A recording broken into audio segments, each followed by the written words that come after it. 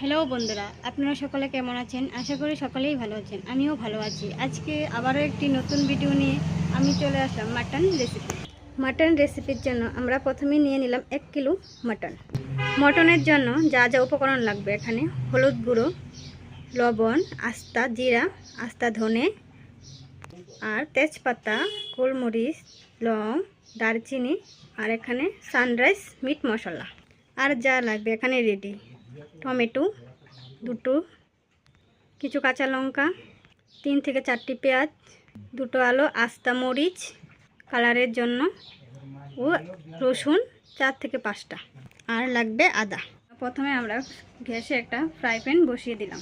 প্রথমে দুটো শুকনো লঙ্কা দিয়ে দিলাম, তারপর দিয়ে দিলাম তেজপাতা, তারপর দিয়ে দিলাম গরম মশলা, দারচিনি, লং। তেজপাতাগুলি ফ্রাই হয়ে গেছে, এখন আমরা দিয়ে দেব ধনে, তারপর দিয়ে দেব জিরে। এগুলি ফ্রাই হয়ে গেলে, মশলাগুলি ফ্রাই হয়ে গেছে, এখন আমরা একটা প্লেটে নামিয়ে নিব। সমস্ত উপকরণগুলি আমরা মিক্সিং জারে ঢেলে নেব, গুঁড়ো করে নেব। সমস্ত উপকরণগুলি গুঁড়ো হয়ে গেছে, এখন আমরা একটা প্লেটে ঢেলে নেব। তারপর আমরা সমস্ত উপকরণগুলি এক এক করে পেস্ট করব। প্রথমে কাঁচামরিচ, আদা, রসুন, কালারের জন্য কয়েকটা আস্তা লঙ্কা, 4 থেকে 5টা টমেটো কাটা, তারপরে দিয়ে একটু জল।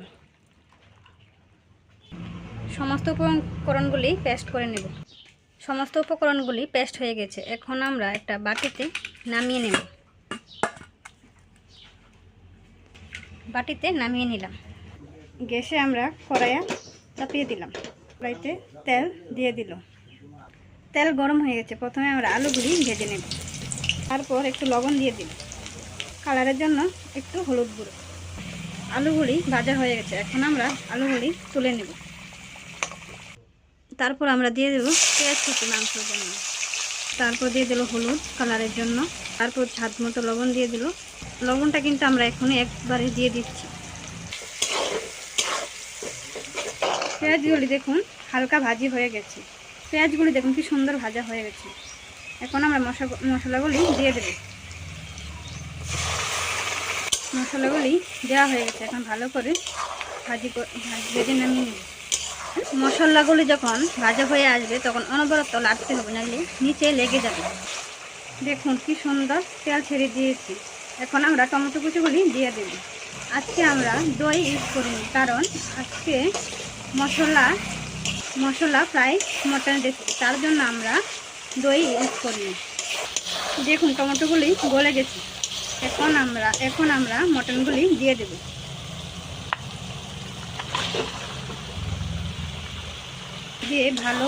দিয়ে ভালো করে উল্টিয়ে পাল্টিয়ে নেব। এখন আমরা মাংসটা ঢেকে দেব, ঢেকে ভালো করে কষিয়ে নেব। ঢাকনা উঠিয়ে এখন আমরা একটু নেড়ে নেব। চুলার গ্যাসটা মিডিয়াম আঁচে রেখে ভালো করে কষাতে হবে। মাংস মোটামুটি সিদ্ধ হয়ে গেছে, এখন আমরা ফ্রাই করা মশলাগুলি দিয়ে দেব। তারপর দিয়ে দেব আলুগুলি। মশলা ও আলুগুলি দিয়ে ভালো করে উল্টিয়ে পাল্টিয়ে ভালো করে কষিয়ে নেব। মশলাগুলি দেওয়ার পরে মটনের কালার কি সুন্দর হয়ে গেছে। মশলা দেওয়ার পর আরেকবার ঢেকে দেব। এখন আমরা ঢাকনাটা আবার উল্টিয়ে নেব। এখন আর ঢাকবো না, এখন ভালো করে ভেজে নেব 5 থেকে 10 মিনিট। দেখুন মাংস কি সুন্দর কষানো হয়ে গেছে। এখন আমরা গরম জল দিয়ে দেব। গরম জল দিয়ে দিয়েছি, এখন আমরা 5 থেকে 10 মিনিট সিদ্ধ করে নেব। এখন আমরা মিট মশলা দিয়ে নামিয়ে নেব। দেখুন কালারটা কি দারুণ এসেছে, জিভে তো জল এসে পড়েছে। খেতে অনেক সুস্বাদু হবে। এতক্ষণ ধরে আমার পাশে থাকার জন্য আপনাদের সকলকে অসংখ্য অসংখ্য ধন্যবাদ। যারা ইউটিউব থেকে দেখছেন তারা সাবস্ক্রাইব করে দেবেন, আর যারা ফেসবুক থেকে দেখছেন লাইক, কমেন্ট, শেয়ার করে দেবেন। অবশ্যই কমেন্ট করে জানাবেন কালারটা কেমন এসেছে। কালারটা এবং রেসিপিটা কেমন হয়েছে।